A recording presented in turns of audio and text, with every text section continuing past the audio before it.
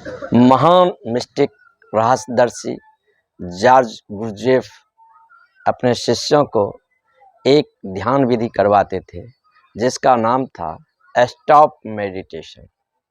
ये ध्यान विधि इतना क्रांतिकारी है, जब आप इससे गुजरेंगे तब आपके भीतर एक अनोखा परिवर्तन होगा जिसे आप महसूस करेंगे। गुरजेफ अपने शिष्यों से कहता था, कुछ नहीं करना है, दैनिक जीवन में जो आप कुछ कर रहे हैं, लेकिन अचानक अपने आप से बोलें स्टॉप, हॉल्ट।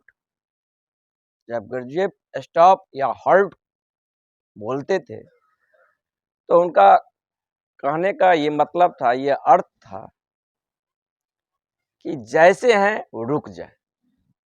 एक पांव उठा था तो उठा ही रहेगा, मुंह बोलने के लिए खुला था तो खुला ही रहेगा, कोई व्यवस्था नहीं दे। जब भी गुरजेफ स्टॉप कहता था तो साधक जिस अवस्था में है, कोई बुहारी लगा रहा है तो वहीं उसी अवस्था उसी पोस्चर में रुक जाए, कोई खा रहा है तो उसी पोस्चर में रुक जाए, कोई बातचीत कर रहा है तो उसी पोस्चर में रुक जाए, कोई अरेंज व्यवस्था नहीं दे।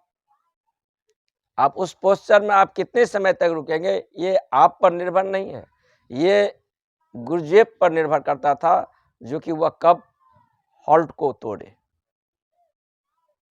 इस बीच साधक को कोई एक टांग उठाया है चलने के लिए, अब उठाया है तो उठाया ही रह गया है, अब टांग में खुजलाहट आ जाएगा, दर्द करने लगेगा। आप बेईमानी कर सकते हैं, अपने शरीर को थोड़ा अरेंज कर सकते हैं, व्यवस्था दे सकते हैं, सुविधा दे सकते हैं, आप चूक गए। जहां आत्मा को मालिक होना चाहिए और शरीर को गुलाम, वहां आप व्यवस्था दे दिए। शरीर ने अपना चालाकी कर लिया, मन अपना सुझाव देकर अपना काम जो है सो सिद्ध कर लिया।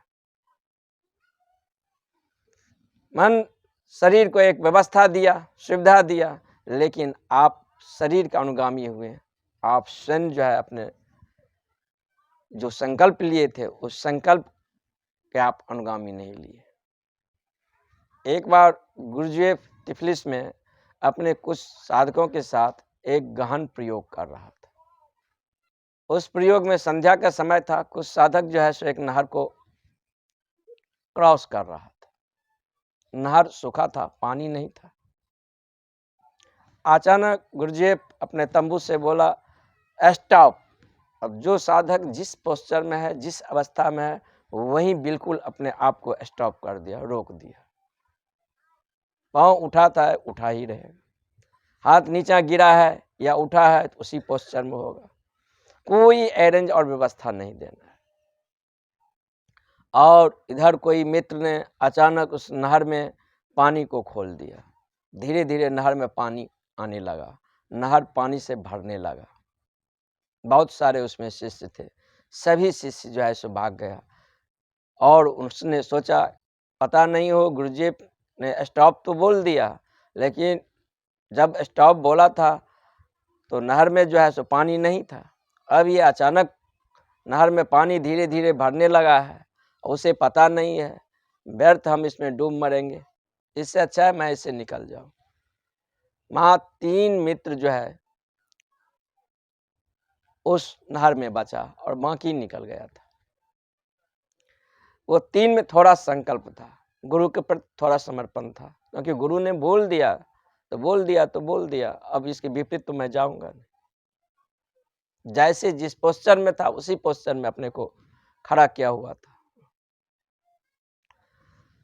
एक मित्र जो उसमें था, जब उसका पानी जो है गले के पास आया तो कहा कि अब तक गुरजेफ को कोई खबर नहीं किया होगा, उसको पता नहीं होगा, हो सकता है उसके मन ने उसको सुझाव दिया, क्योंकि मन ऐसा ही सुझाव देगा उस समय में, हम सभी का मन एक ही है, ऐसा ही सुझाव देगा कि पानी नहर में इतना भर गया, गले तक आ गया, अब और कुछ समय मैं इसी प्रकार खड़ा रहूँगा तो मैं डूब जाऊँगा और मृत्यु को उपलब्ध हो जाऊँगा। तो इससे अच्छा है जो जीवन को रक्षा करने के लिए अपने आप को सुरक्षा दे। हो सकता है गुरुजेफ को मालूम नहीं हो, उसको मन ने जिस प्रकार को उसको प्रस्वेट दिया, तर्क दिया, उस तर्क को अनुसरण किया, वह चला गया। दूसरा मित्र, जब उसके नाक तक पानी आ गया, अब सांस लेने में उसको भी दिक्कत होने लगा, वो कहा हो सकता है गुरुजी से मिस्टेक हो गया होगा। उसको पता नहीं, वो स्टॉप बोल दिया, वो तो समझा जो कि नहर जो है सो सूखा है, इसीलिए प्रयोग के समय जो है सो वह स्टॉप मेडिटेशन का प्रयोग किया है। लेकिन अब तो ये जीवन और मृत्यु का समस्या है, इससे अच्छा है पहले जीवन हो तब भी तो कोई ध्यान करेंगे, साधना करेंगे। वो भी मन के ये प्रिस्वेड और इस तर्क में आकर वह भी छोड़कर भाग गया। तीसरा मित्र जो है सो वहाँ खड़ा रह गया, उसी अवस्था, उसी पोस्चर में। उसको भी मन तर्क दिया, लेकिन वह बोला एक बार जब निर्णय ले लिए तो ले लिए, फिर उससे पलायन नहीं करना है। चाहे मृत्यु हो, जीवन रहे न रहे, लेकिन उसके विपरीत मैं नहीं जाऊं। पानी सर से ऊपर होकर फ्लो होने लगा। जब पानी सर से ऊपर होकर फ्लो होने लगा, अचानक गुरुजी अपने तंबू से कूदा और उस मित्र को लेकर जो है सो किनारा पर आ गया और अपने मित्रों से बोला कि एक महान प्रयोग था और ये पानी अचानक नहीं खुला है, इसको खोला गया है, मेरी ही आज्ञा से खोला गया था। ये एक प्रयोग था जिसमें और मित्र तो चूक गए, लेकिन इसमें वह क्रांति घट गया। लोगों ने उस मित्र से पूछा, तुम में क्या घटा? जो इससे पहले मैं था, उसके बाद मैं वही आदमी नहीं हूं। क्या घटा? जब हम जीवन में छोटे छोटे निर्णय लेते हैं तो जीवन में एक क्रांति ला देता है।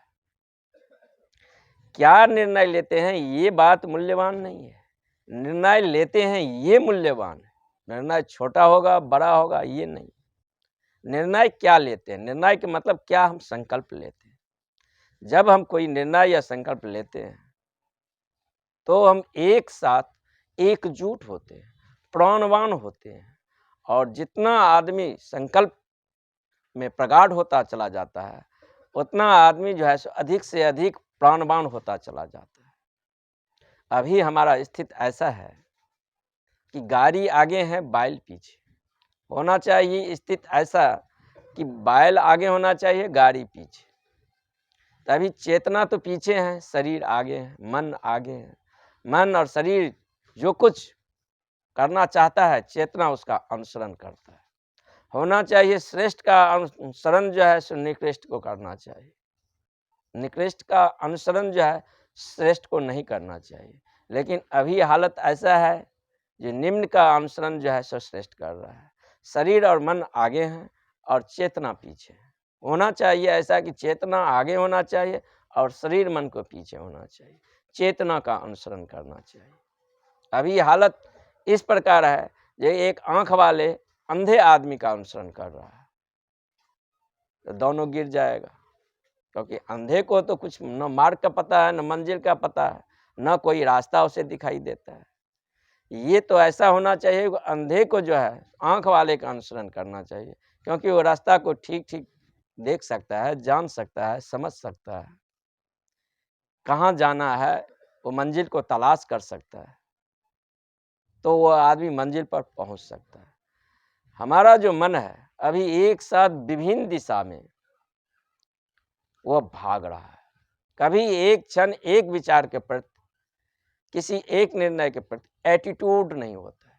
हमारे जीवन में जो असफलताएं हैं, उस असफलता में प्रस्थित जो है 10% मात्र जिम्मेवार है, 90% हमारा संकल्प जिम्मेवार है। जो एक संकल्पवान आत्मा होते हैं वो प्रस्थित को मनोनुकूल कर लेते हैं। जिसका संकल्प हनन होता है, जो संकल्पवान नहीं है, वो प्रस्थित के अनुसार जो है उसका मन स्थित बदलता चला जाता है। लेकिन जो आत्मवान होता है, संकल्पवान होता है, वह मनस्थित के द्वारा प्रस्थित को बदलता है। तो प्रस्थित क्या है नहीं है इसकी ज़्यादा मत परवाह करें। हमारे अंदर जो है संकल्प की प्रगाढ़ता है, क्या हमारे जीवन में हम जो निर्णय लेते हैं वो पूरा करते हैं। तो हमारा जो अभी मन है एक साथ विभिन्न दिशाओं में वह भाग रहा है। ध्यान का मतलब है इस मन को एक दिशा में प्रवाहित करना है। तो वह एक दिशा में प्रवाहित कैसे हो? तो वो निर्णय से होगा, संकल्प से होगा। संकल्प शक्ति का प्रयोग करें। जीवन में रोज छोटे-छोटे 3-4 संकल्प लें, छोटे-छोटे। अब मैंने संकल्प लिया कि 5 मिनट तक उँगली ऐसे खड़ा रहूँगा, तो ऐसे ही खड़ा रहूँगा। अब मैंने संकल्प लिया कि 10 मिनट आँखें बंद करके बैठा रहूँगा, 10 मिनट आँखें बंद करके ही बैठूँगा। मैंने संकल्प लिया आज दिन में खाना नहीं लूँगा, तो नहीं लूँगा। ऐसे रोज़ जीवन में 3 छोटे-छोटे संकल्प लेंगे, तो हम अधिक प्राणवान और आत्मवान होते चले जाते हैं। और तब मन जो है सो चेतना का अनुगामी हो जाता है। अभी चेतना मन के अनुगामी है, मन शरीर के अनुगामी है। लेकिन जब हम आत्मवान होते हैं, प्राणवान होते हैं, तब जो है मन चेतना के अनुगामी होते हैं और शरीर मन के अनुगामी हो जाता है। तो जीवन में जब हम छोटे-छोटे निर्णय लेते हैं, संकल्प लेते हैं, तो हम अधिक से अधिक आत्मवान होते चले जाते हैं। और हमारा जो ये मन है, ये बाड़गड़ आवारा मन है, इसको पता ये चल जाता है, ये आदमी जो बोल दिया, वो वही करेगा। उसके ये विपरीत हो नहीं सकता, तो वह अपना समर्पण डाल देता है। जब संकल्प लेंगे तो मन तो हर प्रकार का विकल्प देगा। अभी समय ठीक नहीं है, अभी मौसम ठीक नहीं है, ये हो रहा है, वो हो रहा है। लेकिन इन बातों को जब हम नहीं सुनते हैं, अपने संकल्प पर, अपने निर्णय पर अडिग रहते हैं, तो मन अपना समर्पण डाल देता है। मन समझ जाता है, इस आदमी के साथ दायाँ-बायाँ नहीं हो सकता है। जब मन अपना समर्पण डाल देता है, तो मन जो है सो चेतना के अनुगामी हो जाता है। ये छोटे-छोटे जब हम जीवन में निर्णय लेते हैं, हम अधिक से अधिक प्राणवान होते हैं, अधिक से अधिक आत्मवान हो जाते हैं। अब हम जीवन को जो दिशा दें, जो रंग देना चाहता है, जिस ओर अपने जीवन को ढालना चाहता है, उसका प्रवाह तीव्र हो जाएगा। जैसे एक नदी बह रहा है, नदी का प्रवाह जो है एक साथ विभिन्न दिशाओं में है, नदी दूर तक नहीं जाएगा। थोड़ी दूर तक जाकर नदी जो है अपना सारा पानी खो देगा मरुस्थल में। लेकिन अगर नदी से हम एक नहर निकाल लें और उस नहर के द्वारा उस नदी के पानी को प्रवाह करें, तो पानी को जहाँ ले जाना चाहेंगे, वहाँ तक हम ले जा सकते हैं, क्योंकि उस पानी में वह वेग होगा। तो एक साथ हम बहुत सारे दिशाओं में जब उस पानी को ले जाएँगे, तो उसमें वह वेग क्षीण हो जाएगा। ऐसे ही निर्णय के द्वारा, संकल्प के द्वारा मन की शक्ति है, उसको एक दिशा देते हैं और एक दिशा जब उसको हम देते हैं, तो शक्ति जो है सो अपने केंद्र पर क्रिस्टलाइज़ेशन होना शुरू हो जाता है, केंद्रीकरण होना शुरू हो जाता है। और जब शक्ति अपने स्रोत पर केंद्रीकरण होने लगता है, एकत्रित होने लगता है, तब हम किसी भी दिशा में उसको एक नहर निकाल सकते हैं। अब उस दिशा में हम जो भी गति दें, जो भी जीवन में चाहें, वो चीज़ जीवन में मिल सकता है, पा सकता है। चाहे वो यात्रा भीतरी को हो या वो यात्रा बाहरी हो।